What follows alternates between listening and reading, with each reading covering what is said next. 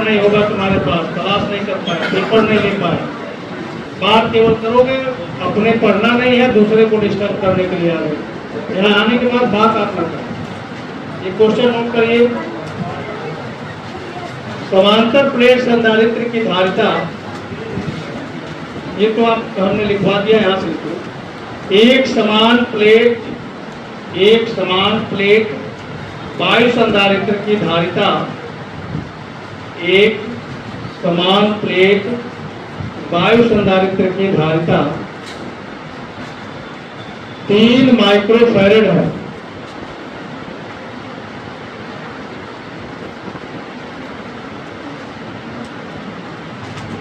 धारिता 3 माइक्रोफैरड है। कैपिटल के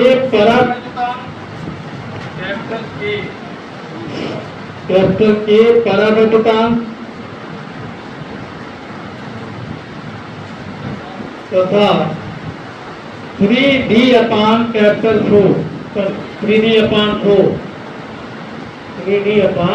4 मोटाई की प्लेट को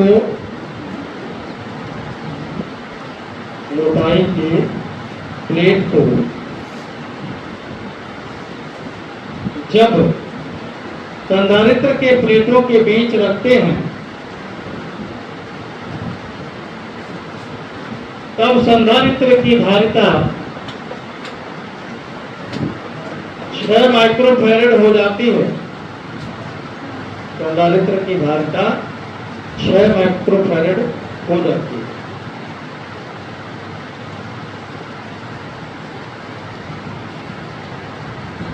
हो गया।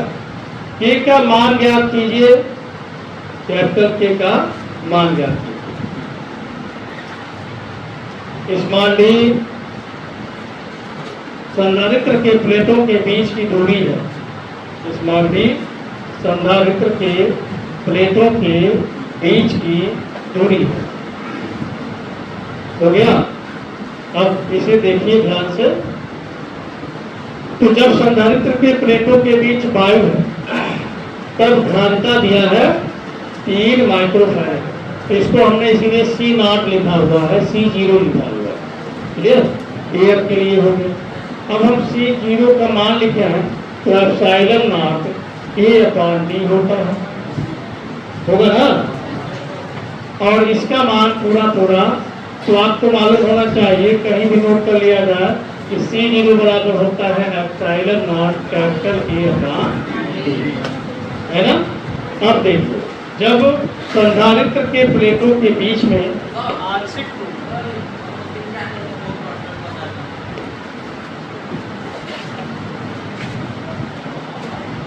परीक्षा पूछा गया सवाल है, इस सवाल को आपको समझना चाहिए कब क्या होता है। अब आप लोग इसी को बात करें। तो अब यहाँ पे C की वैल्यू, तो ये C कब है? जब परावैद्युत पट्टी रखी गई है। ध्यान दीजिए। अब 2 बातें हैं, पूरा परावैद्युत पदार्थ से भर दिया जाए या फिर आंशिक रूप से भर दिया जाए। पूरा अगर भर दिया जाएगा तो फार्मूला बनेगा एप्सिलॉन नॉट कैपिटल A/D, याद है। लेकिन इस सवाल में क्या पूरा भरा गया है? सवाल को पढ़ के बताइए, क्योंकि सवाल समझना भी जरूरी है कि नहीं है। तो क्या पूरा पट्टी भरा, पूरा का पूरा क्षेत्र परावैद्युत से भरा गया है या थोड़ी क्षेत्र में भरा गया? कुछ समझ में, यानी आंशिक रूप से भरा गया है, पूरा नहीं भरा गया। मतलब निकल के आया कि यह फार्मूला यहाँ पर काम नहीं करेगा। क्लियर? अब कौन सा फार्मूला कार्य करेगा? जिसमें आपने आर्टिकल पढ़ा, संधारित्र के प्लेटों के बीच में आंशिक रूप से परावैद्युत पदार्थ भरा हो। तो वो फार्मूला जरा बोलो भाई सब लोग। C बराबर epsilon not A/D minus P plus P/D, यही है। हम क्या करेंगे? अब हमारे पास, ध्यान से देखना, हम लोगों के पास एक तो C का मान दिया हुआ है और एक यहाँ पर C0 का मान दिया हुआ है, और जो C0 है वो इसके बराबर है कि नहीं है। आइए देखते हैं क्या हो सकता है। इसमें सबसे पहले हम लोग P बराबर रखेंगे। कितनी मोटाई का परावैद्युत पट्टी रखा गया है? 3d/4 का रखा गया। सबसे पहले यही काम हम लोग कर लेते हैं। तो c बराबर आया epsilon not capital A upon, देखो यहाँ से d माइनस t यानी 3d/4 and plus t upon k यानी 3d/4, तो यही ना होगा। ठीक, अब पढ़िए आगे। एप्सिलॉन नॉट a अपॉन, घटा के देखो d/4 आएगा कि नहीं आएगा, तो लिख लीजिए यहाँ पर। तो d/4 और ये 3d/4 के, समझ गए। अब हम क्या करेंगे, इसमें कुछ ले लेंगे कॉमन। तो कॉमन हम d/4 ले लेते, समझे कि नहीं समझे। क्या बचा, 1 प्लस 1/3 कैपिटल के, यही तो बचा हुआ है।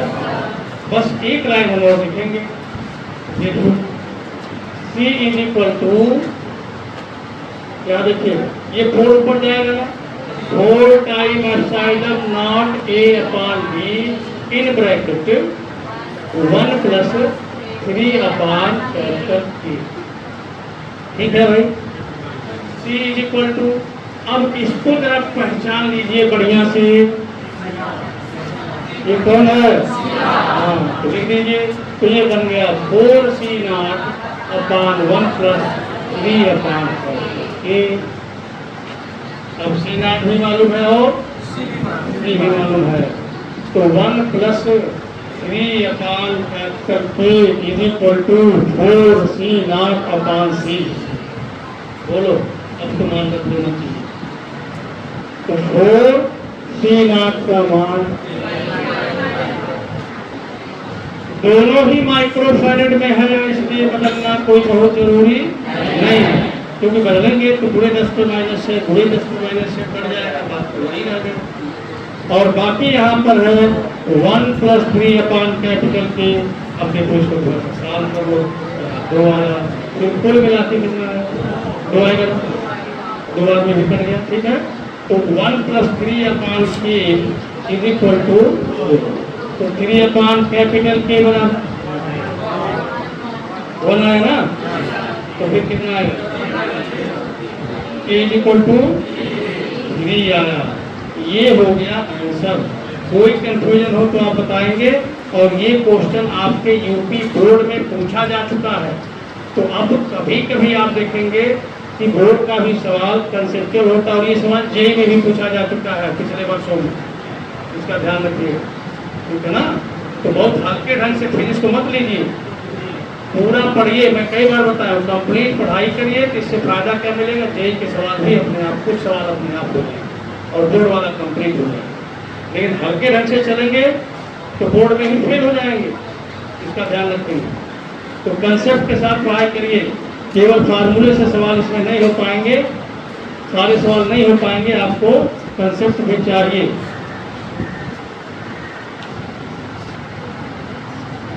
बोलिए संधान, अरे थे ना, थोड़ा सा आगे बढ़ा लेते। तो इसके बाद संधारित्रों का संयोजन हम लोग पढ़ने वाले हैं। क्या संधारित्र की ऊर्जा पढ़ लिया जाए, लिख जाइए। संधारित्र की ऊर्जा, आवेशित संधारित्र की ऊर्जा, एक हेडिंग बना लीजिए, आवेशित संधारित्र की ऊर्जा, आवेशित संधारित्र की ऊर्जा।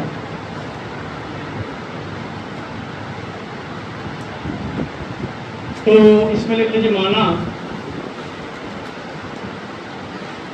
माना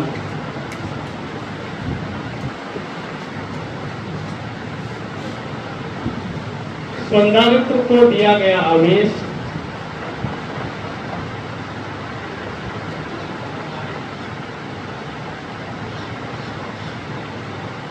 स्मॉल q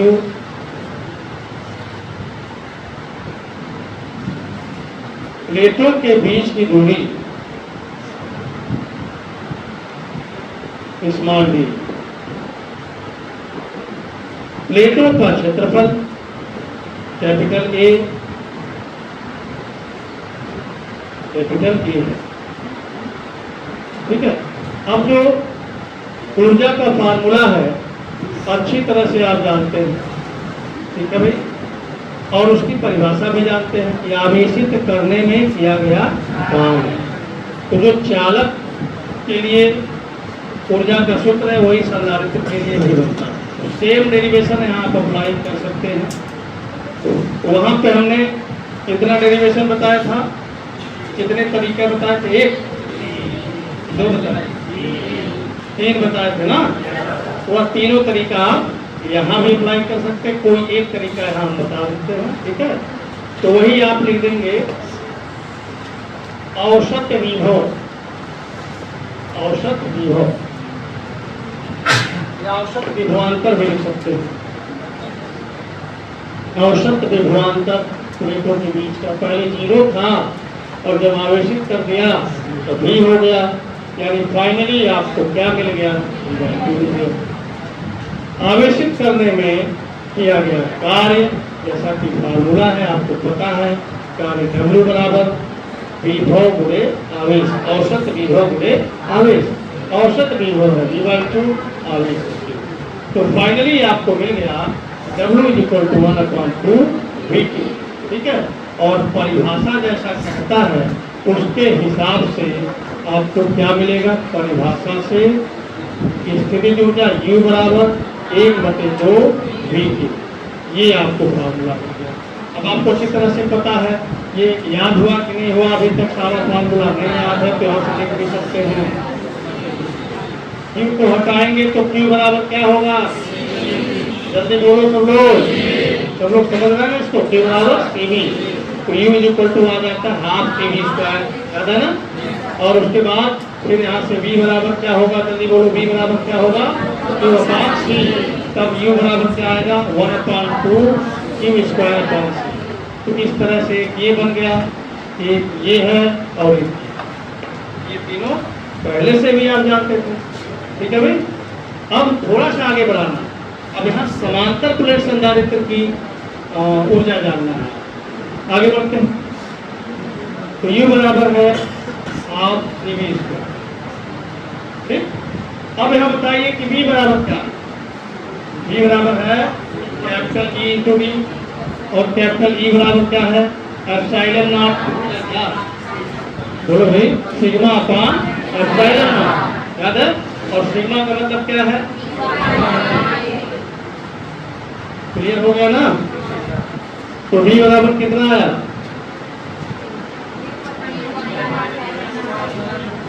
क्लियर हो गया ना, Q/ε0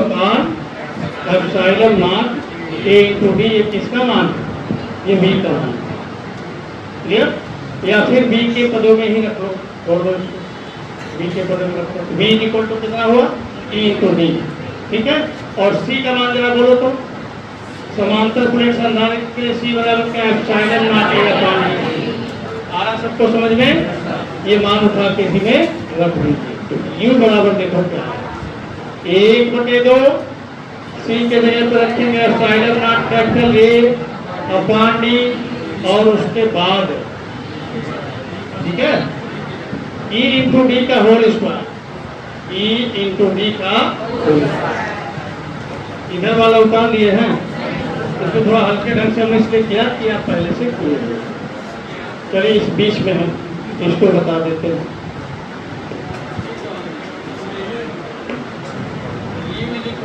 इसको सॉल्व करेंगे, ध्यान से देखो।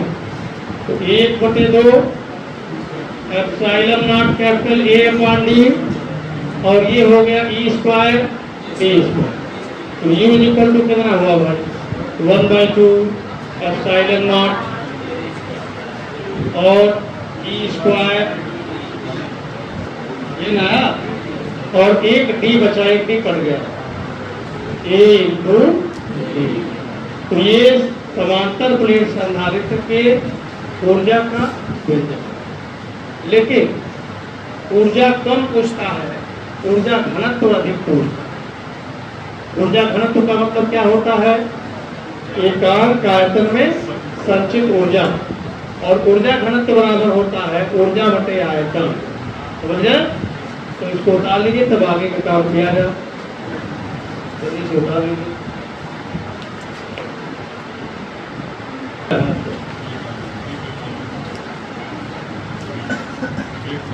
ऊर्जा घनत्व स्मॉल u बराबर, ऊर्जा घनत्व स्मॉल u बराबर, देखो ऊर्जा घनत्व स्मॉल u बराबर ऊर्जा बटे आयतन, क्या होगा?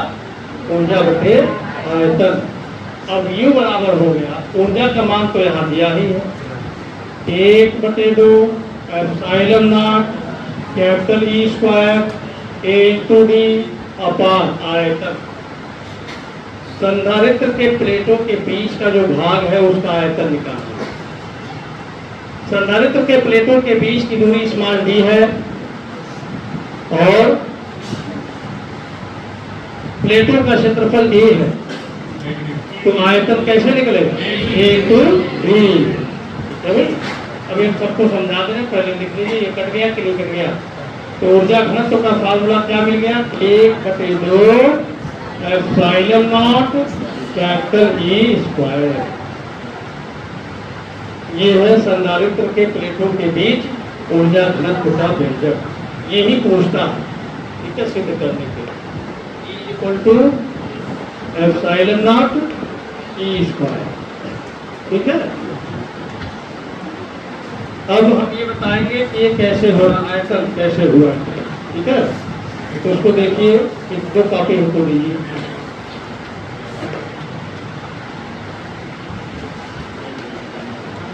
ये देखो ऐसे है, ये प्लेट 10 में 10 इस तरह से कैप्चर बना, दोनों कापियों के बीच का जो क्षेत्र है इसी का आयतन का।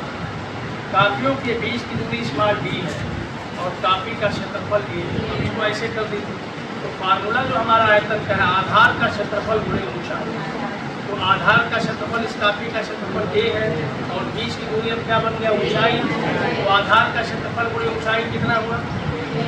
a और इंटू ये हो गया, समझ गए सब लोग?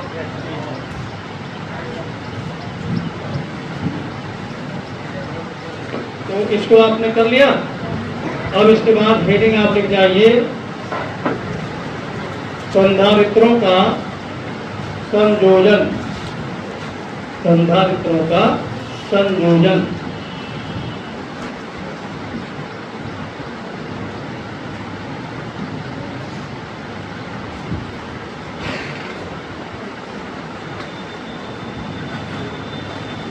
ठीक है, तो आप इसके पहले हाई स्कूल में प्रतिरोधों का संयोजन पढ़े हैं। तो जैसे संधारित्र का प्रतिरोधों का संयोजन होता है उसी तरह से संधारित्र का भी होगा। उसमें कितने तरह का पढ़े थे आप? कौन कौन सा? और अगर दो प्रतिरोध हैं, ठीक है, ध्यान दीजिए, एक प्रतिरोध ये है, दूसरा प्रतिरोध ये है, एक है R1, दूसरा है R2, तो तुल्य प्रतिरोध R का मान कितना है? R1 plus R2। अब अगर समांतर की बात करते हैं, एक प्रतिरोध ये है, दूसरा प्रतिरोध ये है, अब दोनों समांतर में जुड़े हुए हैं, तो अब इन दोनों बिंदुओं के बीच का तुल्य प्रतिरोध की बात अगर हम करते हैं तो क्या फार्मूला मिलता है? 1/R plus. इसको थोड़ा सा ध्यान में रखा जाएगा और तब हम लोग आगे बढ़ेंगे। ये एक क्या है? प्रतिरोधों का संयोजन, ठीक है। अब आइए हम संधारित्र के संयोजन में सबसे पहले बात करते हैं श्रेणी क्रम, ठीक है ना, श्रेणी क्रम संयोजन, श्रेणी क्रम संयोजन, ठीक है।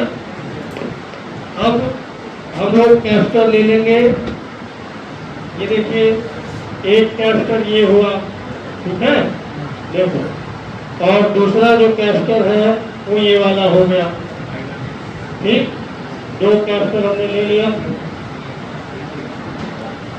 और तीसरा जो कैस्टर है वो ये वाला हो गया।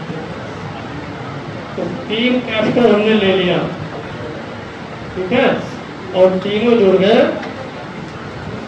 श्रेणी क्रम में। यही श्रेणी क्रम है, देख गया, ये है श्रेणी क्रम संयोजन। समझ गए इस बात को? अब इसकी जो धारिता है हमने मान लिया C1, ठीक है भाई, और इसकी धारिता हो गई C2, इसकी धारिता हो गई C3। अब संधारित्र से कार्य लेने का तरीका क्या है? कार्य लेने का तरीका क्या है? हम क्या करते हैं, एक सिरे को हम क्या करेंगे, वैद्युत स्रोत से जोड़ेंगे और दूसरे को सभी से संबंधित कर देते हैं। अब जितने भी कैपेसिटर आपको जोड़ना है सब आप जोड़ लीजिए, लेकिन क्या करना पड़ेगा, पहले वाले कैपेसिटर के पहले प्लेट को वैद्युत स्रोत से और अंतिम वाले कैपेसिटर के दूसरे प्लेट को अर्थ करना पड़ेगा, तब ये संधारित्र कार्य करना पड़ेगा। अब इसमें आपको इक्विवेलेंट कैपेसिटेंस बताना है। इक्विवेलेंट का मतलब क्या होता है? जैसे लोग कहते हैं ना कि 10 बेकार के दोस्तों से एक दुश्मन अच्छा, कहते नहीं कहते?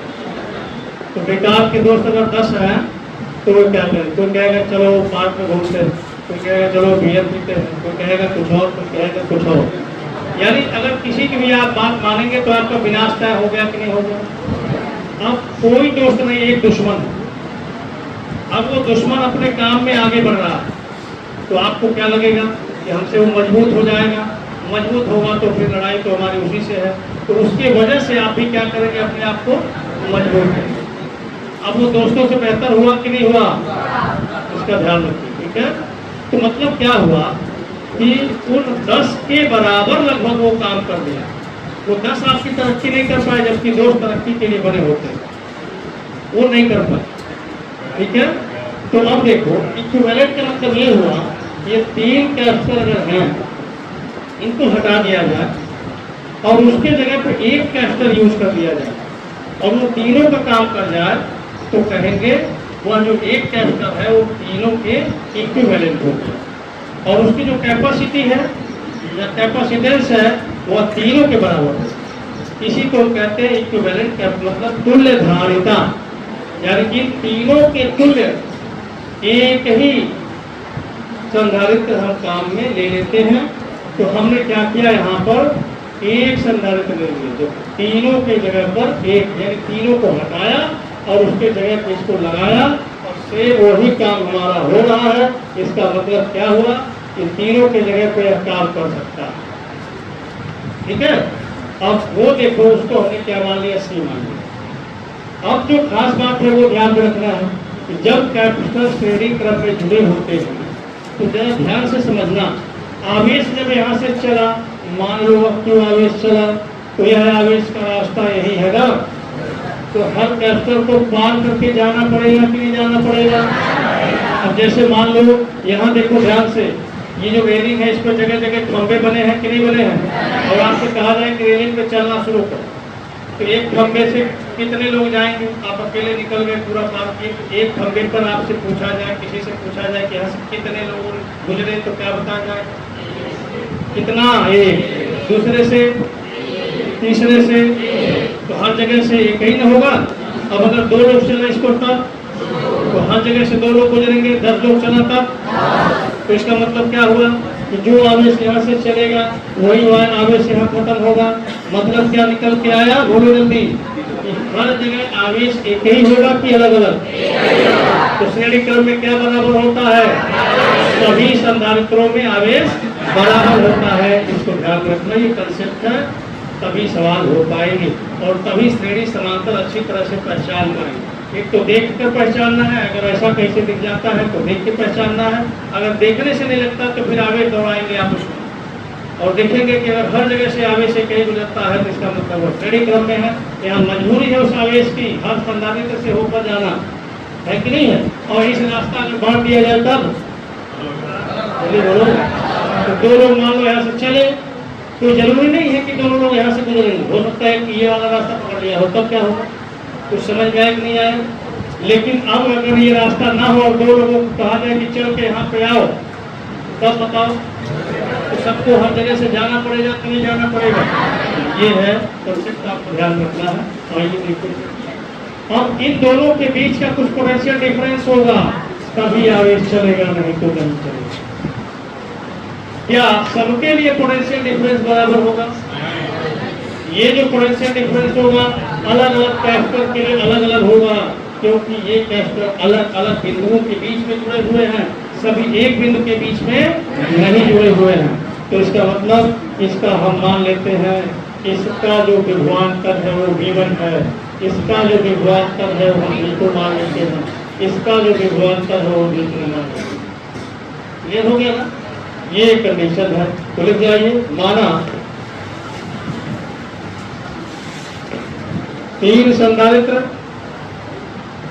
जिनकी धारिताएं C1, C2 व C3 हैं। माना 3 संधारित्र जिनकी धारिताएं C1, C2 व C3 हैं।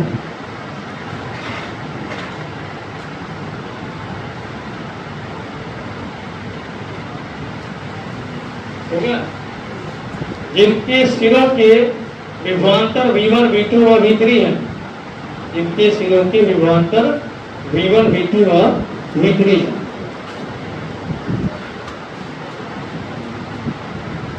V1, V2 व V3 हो गया? जिनमें प्रवाहित आवेश क्यों है? जिनमें प्रवाहित आवेश क्यों है?